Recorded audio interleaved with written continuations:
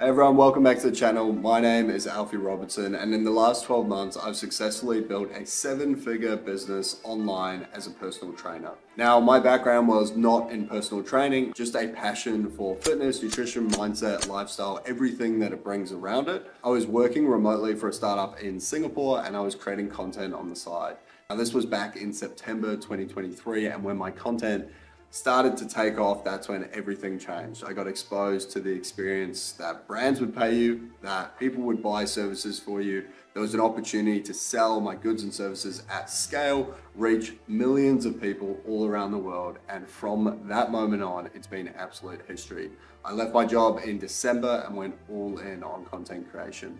This is a step-by-step journey of how I got there and exactly what I did, the tools I used, and the learnings I have discovered along the way, because there are a lot of mistakes and a lot of learnings. And hopefully by the end of this video, I can shortcut some of those for you. Now, I want to be very clear with you. I did not have a big audience and I spent $0 on advertising until I was well past 300,000 followers. I started from literally nothing. I was a nobody, no one knew who I was. I just had a passion for fitness. I documented my 75-day hard journey. Now, there's two sides of this documentation. One, I wanted to document something that was important to me so I could be held accountable. Also, I thought this was a great excuse to start creating content. When you start, there's a lot of judgment from people around you, your peers, family, everyone who knows you as something. 75 Hard was a great way of me to say, hey, look, I'm doing it for accountability. This is about me putting myself out there just so I hold myself accountable. It's a daily diary, and I will post every single day as part of the 75-day hard challenge. Fantastic way, one, stay accountable, but two, to stay consistently posting. Why? I was working out twice a day, I was waking up early, I was doing my 10,000 steps, drinking water, eating clean, doing all of the things that lived and breathed the fitness lifestyle that I now love and have loved for many, many years before that. Now, step one is going to be about finding your niche. When we think about content creation and where we want to play in the space, you need to understand what your niche is. Now, niche is a word that's thrown around a lot, and what people have to understand is that just being fitness orientated is a niche. If we think about all the different topics you could speak on in the whole world of creating content ever, talking on fitness is a niche. Now, under fitness, you are going to have your content pillars. That is training, nutrition, mindset, and lifestyle. Those are your 4 main pillars that you're going to lean on. Highly recommend don't choose a niche because it feels trendy. You want to find something that you're genuinely passionate about. That's something maybe you've done for years. Maybe someone has told you, oh, you're really good at that one thing, or you always talk about that one thing. It should be something that you just can't shut up about. That is what makes it authentic to you. Really, I would say spend more time thinking about your niche and where you're going to play. And if it's fitness, that's absolutely fine. And know that those are your 4 content pillars. Very hard to speak about anything outside of that. But you've got to remember, this is something you're going to create content on every single day. When I started 75 Hard, I had the mentality of I'm posting content every single day. Fantastic. I loved it. Literally before I had any followers, it took me 45 days to get to 1,000 followers. During that time, I genuinely loved creating content. I was excited in the process of documenting my day, documenting workouts, finding cool new shots, finding inspiration online. You know, you're learning. It's a new skill, and I think a lot of us stop learning post school, post university. And to be honest, like that is such an opportunity to learn a new skill. And let me tell you, content creation, I think, honestly, high ticket sales, I think, is an incredibly valuable skill, but I think it's well valued in the market already. Content creation is so undervalued. If you can nail content creation, brands are going to be super interested in you. People are going to be super interested in you. Like everyone is vying for attention, and you have the ability to convey attention at scale through short form media. You have an incredibly valuable asset that you can leverage to get in the room with the right people. Now, step 2 is that you don't need a plan. Now, the reason I put this here is that, people spend so long trying to refine the right strategy and plan, which I think is important, and having a guide and an understanding of how to create content and how to optimize various components is always going to make you a better creator. And that's part of the love of doing. But too many people plan. They procrastinate, I'm going to call it, where they just spend all their time planning. They're just like vision board planning, another strategy, another structure, another niche, another idea. Like just take action. taking action is the most important determinant ever of learning a skill and progressing. I've got to say that the best part of 75 Day Hard is I didn't have an action plan when I started. I just went doing 75 Hard and I'm gonna post every single day. Don't know how I'm gonna do it, but I've got an iPhone, I'll figure it out. I don't even know what CapCut was, which is the editing app I now use and highly recommend if you're not using it to use it. It's created by ByteDance, same company that owns TikTok. Anyway, like, just get started. Getting started is the magic ingredient that makes everything else flow. Like taking the action and taking the step towards it, particularly for skill. No one learns through books. I've always been a learner through doing, but I actually think everyone is a learner through doing. There's no such thing as being able to read up, watch enough YouTube videos, particularly on content creation, and then just become a good creator. At the end of the day, like, you need to go and do it. Go and put yourself out there and go and start practicing the skill. So step 2 is actually just going and doing the thing. Like, don't get caught up in your niche. If you've got the right strategy too much, just go, take action, start filming, start posting. Now, if you've listened to step 2, hopefully you are now considering posting or you've already posted. And I think there's a beauty in putting the pressure on yourself. Just commit to post every single day. One of my favorite things ever, Jake Elastovoy, who's now got 1.1 or 1.2 million followers, probably by the time you're watching this more. He said to me, I remember, 2023, start of the year, he said, I'm going to post every single day for a year and just see what happens. Now, he was a PT at Barry's. He'd still be there if he was. Nothing against PTs at Barry's, but, you know, offline, you're limited by the number of hours you can work in a week. They work really hard. You have to make new fucking music every single time. Like, just seems of a job. And he would still be there working every single day or 5 days a week, whatever it is, if he didn't commit to posting content. Now, he took an incredibly long time horizon, which, if you know Jake, he's a very, very disciplined person, so I'm not surprised he took that on. But he said, I'm going to post every single day for a year and see what happens. And by May, this was in January, and by May, he went from 5,000 to 250,000 followers in a week from one video. And that only happened because he committed to post every single day. Now, I think too many people can't even post for a week straight.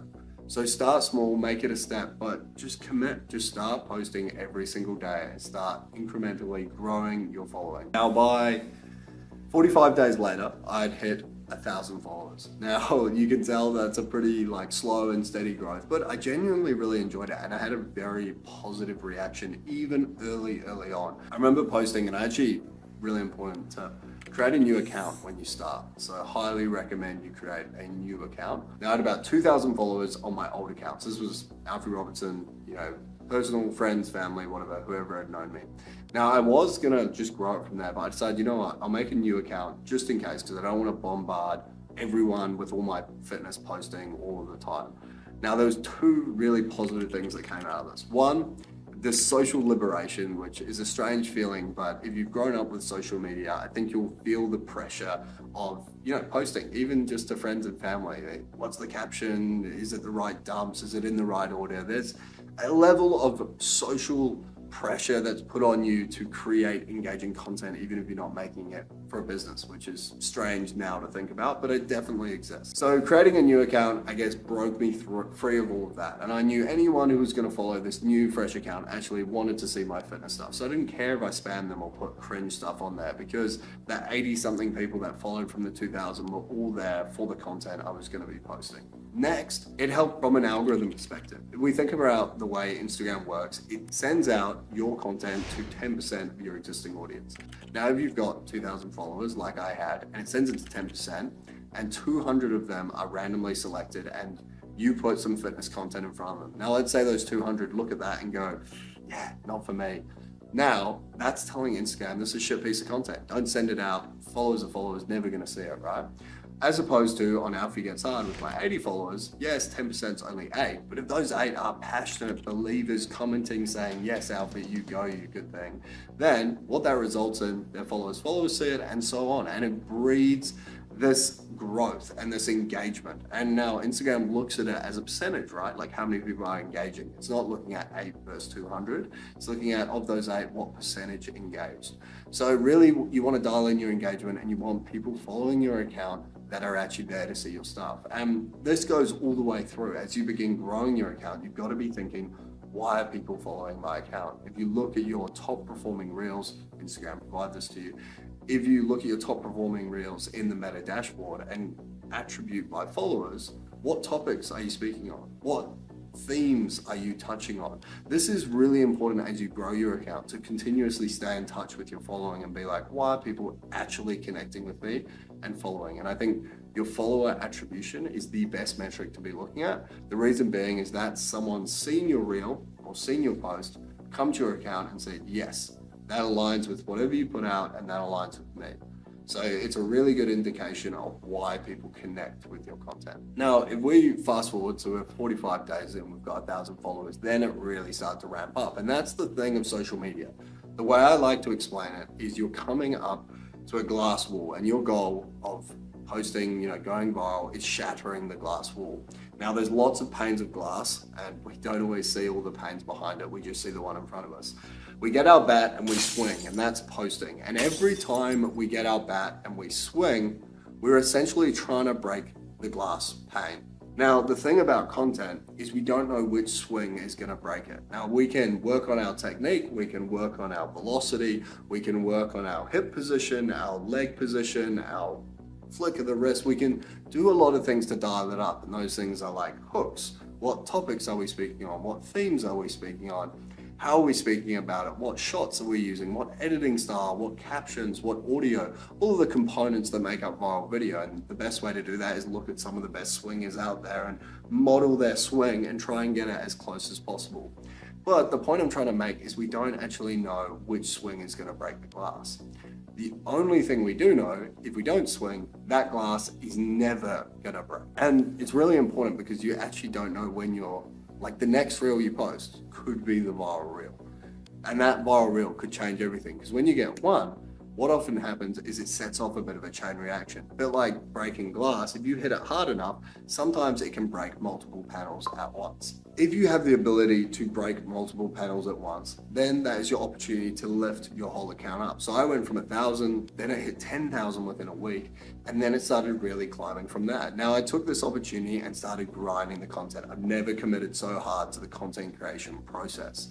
Keep in mind, I'm still working full time at this point, so it was a bit of a balance, but I realized this was my opportunity to really push and grow. Now, if I fast forward, I remember I was in Singapore, we'd been on a work trip, and it was time for me to make a decision around what I really wanted out of the next year of my life. I looked around and I think we're in Jakarta in Indonesia. We're on a business meeting, and I was sort of surrounded in a very urban, dense city. No one who was sitting at the table really worked out or cared for their health. A lot of drinking, a lot of fried food, pretty sophisticated businessmen who had sort of been successful in their own right. But I looked around and I thought, is this where I want to be in 12 months' time? That's when I made a decision that I was going to look at launching my own digital product. Now, I had plenty of self-doubt. I remember going and talking to the boys about it and just being like, I don't feel comfortable charging for my product. And I was in this position where I decided, you know what? I don't feel comfortable charging for my product yet, so I'm going to release something for free. Now, luckily, marketing background, I decided if I release something for free, I might as well collect some emails because building a database is probably going to be a good thing. So I released a lead magnet. Example of a lead magnet, it's a free workout, grocery list, meal plan, anything like that gives some value for free in exchange for a data point. Collected some emails, did a super simple type form, something like that. Basically, just fill in the form and then download it. And I had about 1,000 or 2,000 downloads within a week. And I was like, wow, okay, this is like really big traction here. So I decided, you know what, in December, I'm going to launch my own product. I spent all of my nights building Shopify stores, building all of the back end for that, and going through the process of dialing up Shopify, which is a very long and difficult process if you've never done it before. But I managed to get the hang of it, and I created some digital products. I decided I was going to deliver through Notion. That was one of the platforms I was using for work at the time. And I thought, you know what, it could be pretty cool as like an interactive PDF style guide. And I released what now is called a low ticket product. A low ticket product is typically do it yourself. So they buy it, you can sell it 1,000 times. It stays as like a fixed PDF or program. Incredibly scalable, but hard to sell. what ends up happening, because it's hard to sell, we have to drop the price, right? Because if we think about a value equation of your goal outcome, perceived likelihood of achievement, time delay, effort, and sacrifice, your perceived likelihood of achievement from the client's perspective is quite low because it's a do-it-yourself, so they've got to be quite self-motivated. Time delay, it was a 12-week program, so pretty stock standard. And the effort and sacrifice, they have to follow it, they have to keep themselves accountable, they had to go to the gym 4 times a week, they had to eat good food. So there's quite a lot in that side. Now this swings dramatically if I was to have sold something where they get a fraction of my time. But given I was working full-time, I didn't want to sacrifice any of my time. So I started here, and thank goodness it did very, very well. Off the bat, sold over $40,000 in sales in my first month. It was pretty crazy, pinch myself moment, couple brand deals as well in the mix there. I think in my first month in December, which is like first monetization month, I think I earned roughly around like $60,000, which I was on a salary at climate tech company I was at for about 180,000. So it was a pretty significant amount, given I'd made the third of my salary in 1 month, and I had a high salary. Head of climate markets, so it's a pretty high position in the company I was in. I was looking around and going like, shit, this is actually potentially going to be a viable option. One, it was incredibly gratifying going from this job where I was in like B2B, it was like big money, big clients, like there wasn't really the same level of satisfaction as going to B2C, where all of a sudden, everyone around me is like cheering me on. There's massive amounts of support, people saying how life-changing it was, people loving the program. And I was just like, wow, this is really gratifying. So I decided just before Christmas, I handed in my resignation, or a little bit before that, I resigned just before Christmas and decided to go all in on content creation. So this brings us to January 2024. All right, so January 2024, this is when I went all in on content creation and things really started to pick up. Ultimately, when I had more time, I realized there were 3 functions I was going to be working across. There was going to be the marketing. Now, marketing is the content creation, so that's learning, ideation, filming, editing, that whole process. Next one was going to be the sales. So like, how was I actually going to generate sales and income from this? And then lastly, I had my fulfillment. So how was I going to scale up the fulfillment in a way that wasn't taking up all of my time? Now, I ran a low ticket offer for nearly the whole duration of 2024. So the low ticket offer that I was talking about was a mixture of fixed programs that ran for 12 weeks. I had diet and nutrition plan, which sold really, really well for me. And I also had a monthly challenge, which was rotating every month. I sold with the front end as Shopify, and I delivered through Notion, and then I ran the challenge groups through WhatsApp. Now, I think what's interesting and why I think diet and nutrition is really interesting within this, I enjoy my food, but I eat very simply, right? I eat very simple food. It's high protein. It's things like steak, lamb, fish, like pretty stock standard diet in my opinion. But it resonated massively with people all over the world when I started posting my content. And that came from daily vlogs first, and then obviously within the vlogs I was doing what I was eating throughout the day, and they saw what I was eating. So I decided, I'm gonna make an Eats account, which became Pure Body Eats, and Jake decided to jump on that with me. What that meant is it was the first time putting our brands together. Now, Jake was specializing in mobility. I was coming more from like a lifestyle perspective. So I wanted to create a new account that was sort of separate from both of ours, where we could just dial into nutrition. I think it's really important if we think about the portfolio now, where we've got Train Pure Body, all about training, Pure Body Eats, all about eating. Alpha Gets Hard for me is a lifestyle account, Jake's account is mobility, and then I've got Alpha the Creator for content creation. I started realizing that the power of niching into each of these is a really important factor. Jake's a great example of that, super niched into mobility, right? And if we think about the overlapping circles of content creation and those pillars, so for Jake, his pillars aren't training, nutrition, mindset, lifestyle. For Jake Elastoboy, his is like hip mobility, overlapping with shoulder mobility, overlapping with like thoracic spine mobility, or maybe it's like injury prevention or like running. So he may have like prehab exercises as one pillar, rehab exercises as one. He maybe have like upper body mobility, lower body mobility. I don't know what his actual content pillars are, but let's just say they're like that.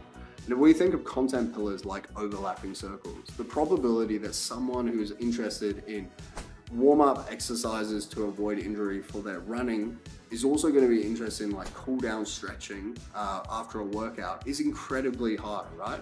And that's the same when we think about these traditional pillars. Like someone who's interested in training is probably going to be interested in the nutrition that helps them train and perform in a certain way. And then the mindset that goes to support their training and nutrition, probably going to be interested as well, and the lifestyle that comes with it. So we're trying to create these overlapping buckets. Now, if you were to add into the mix fast race cars, right? There is a market, and I'm not saying there's not, that cares about training, nutrition, mindset, lifestyle, and race cars.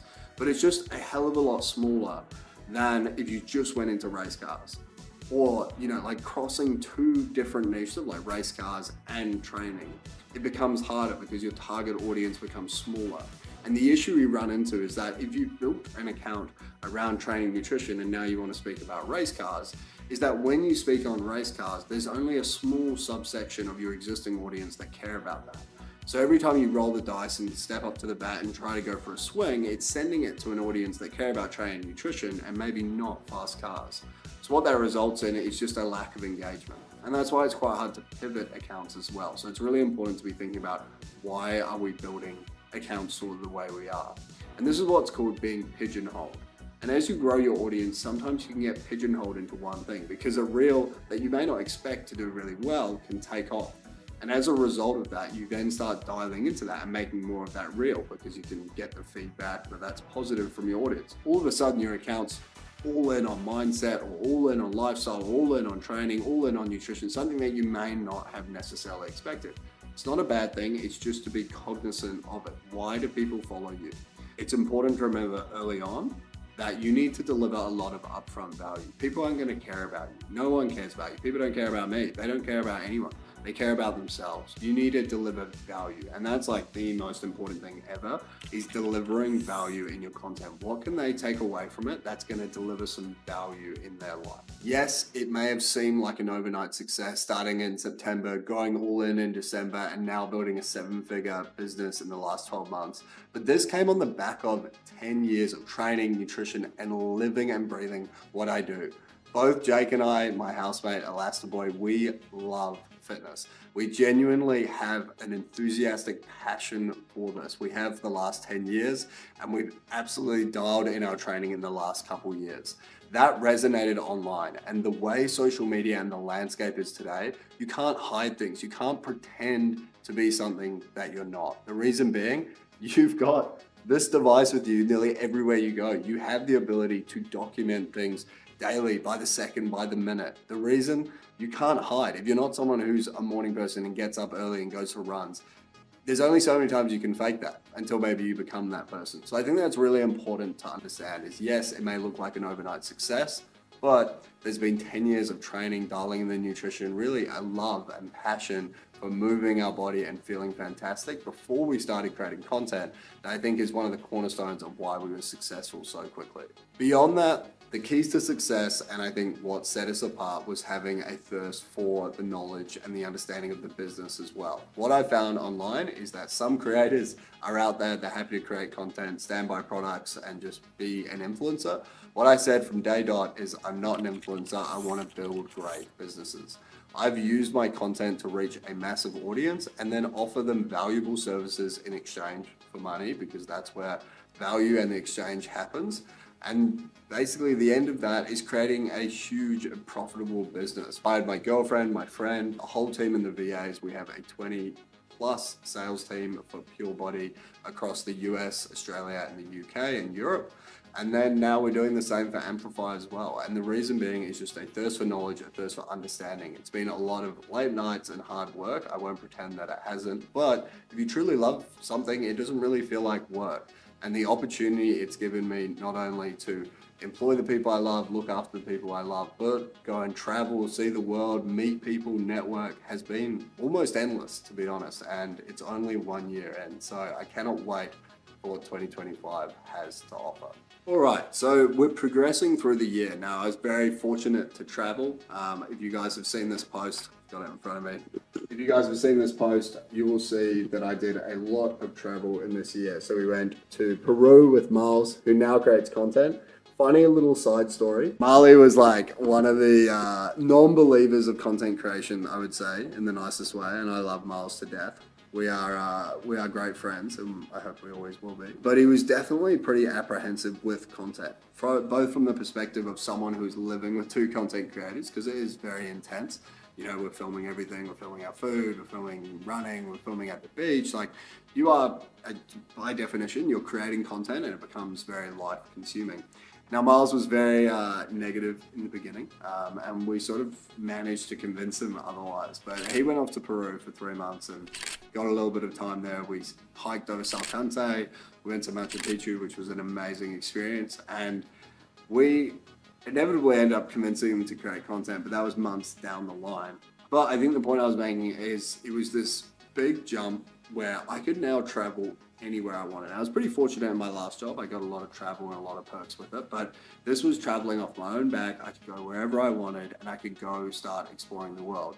So I did. So we went to Peru in February. I was in LA in April, and then went to France and Switzerland in May, which was awesome. We were in New York in June. We went to Greece in July. We were then back in New York for September. Super cool thing that's like still goosebump moment was getting Pure Body up in New York Square. We basically redesigned our whole high ticket offer around November. We brought in a new head of sales. We brought in a sales team as well. We put a 2-step sales process in where we had setters and closers. We outsourced that sales section. Remember those 3 sections, marketing, sales, and fulfillment. We outsourced the sales vertical with people that we trained up. We hired all within our network. And we built a pretty incredible team in the space of about a month. And this is where it really started to be like rocket fuel to our business. And yeah, December was a crazy month, hit over 500,000 USD in that month. And January, we're on track. And by end of February, it should be double that per month. So it's been a pretty crazy journey. And it really, really started to take off. Moved everything into high ticket so I could give a more personalized experience. It helped twofold. One, people pay more, so there's greater accountability. And this is one of the most important things. I'm actually very transparent when I talk to people about this, is the separation of money is what holds people accountable. So when you increase your prices, you have this fantastic flow-on effect that they take everything more seriously, because the separation of money should feel a little bit of a sting, and that's what's going to hold them accountable to do the things you tell them. Next, the price perception and just the perception of value. We're very simple creatures. When we see that something is priced high, we perceive it as more valuable, and vice versa. When something is priced low, we perceived it as less valuable. Because something is now perceived as more valuable and they take it more seriously because it hurt and there was like some reluctance to separate with that money, so they want to make the most of it, results get better because they stick to the training program, the nutrition, they hold themselves accountable, they get up early, they do their steps. All of a sudden, they get in better shape. As a result, they're happier. It costs them more, but they got a better result. So they're happy and they're willing to pay that because they paid for that result at the end of the day. So as a result, your revenue per customer per fulfillment goes up, but you also get to give more time, which means you just are more enthusiastic about it. You share more of their story and you have a deeper connection with each one of those clients. Now, this is like inverse. Obviously, if you drop prices, you have the opposite effect. You basically drive down all of these things. So people care less, therefore they're less committed because they haven't spent as much. So the perceived value goes down as well, and their results drop because they care less, they don't do the things, they give up. For example, if I'm charging $50 for a 12-week program, it's a bit like, by 6 weeks in, $50. I sort of got my money's worth anyway. But if it's $1,500, it's a very different sort of problem set, and it's a very different way that they look at it. I think this is really important to understand, is that charging more gives you an opportunity to deliver a better service, both from the perspective of you've got more money to play with and manage and put into your fulfillment, but it also holds them more accountable, perception, and sort of their psychology point of view, which is, it's a thing that took me a long time to figure out, and I thought we were doing really well by building a business on low ticket, when in reality we should have gone high ticket first and then built backwards. If you're starting out and if you're launching your first offer, I highly, highly recommend you go high ticket first. The reason we do this is when you have less of a following, it's harder to get clients. Therefore, you should be charging more and have a smaller client base. You want to always start with high ticket, get them on a call, go through that sales process, and then if you need to, downsell. The problem is if you anchor on low ticket and try to ascend, which is when you essentially try to transfer someone from a low ticket product up to a high ticket, you anchor everything you do against a $50 program. In reverse, if you get on a sales call and no one knows your prices until you're on the call, you have a much higher chance of closing them at a higher price. Worst case, you downsell to a mid-ticket or a low-ticket offer and you still get something from them, but you can't determine whether that client that comes along and buys a $50 product could have bought a $1,500 one. Super important, and I wish I knew this when I started. Now, I guess fast forward into 2025 and what we're looking for is we're really dialing up the whole coaching system. We want to deliver better fulfillment. We want to deliver the best possible service, and we're starting to see more and more repeat clients. So that's a really good sign. So we're dialing in our retention and driving what's called LTV, the lifetime value of each client. One of the biggest things for us is as we move up and we start to delegate and build a bigger team, we need to make sure we stay in control of each vertical.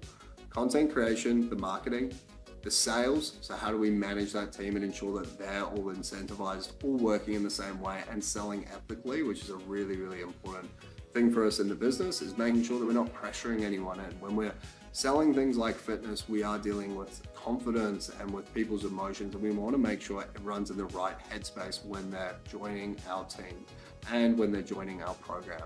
Lastly, the fulfillment. So that's obviously ensuring that we deliver the best possible product. So we've redesigned the whole protocol. We now have a standard testing week. This is where we get to benchmark every single client coming in and put them against the Pure Body standard, which is a bunch of strength, hypertrophy, and mobility style movements for each movement pattern. So horizontal push, vertical press, we've got all the different movement patterns and we test for strength and for range of motion. What this allows us to do is to determine where all the weaknesses for our clients are and then build a customized program off the back of that. We have the same thing with a comprehensive onboarding form where we take them step by step where they are today, what are the things they like, what are the things they struggle with, and we get to determine exactly how to build the perfect nutrition plan for them.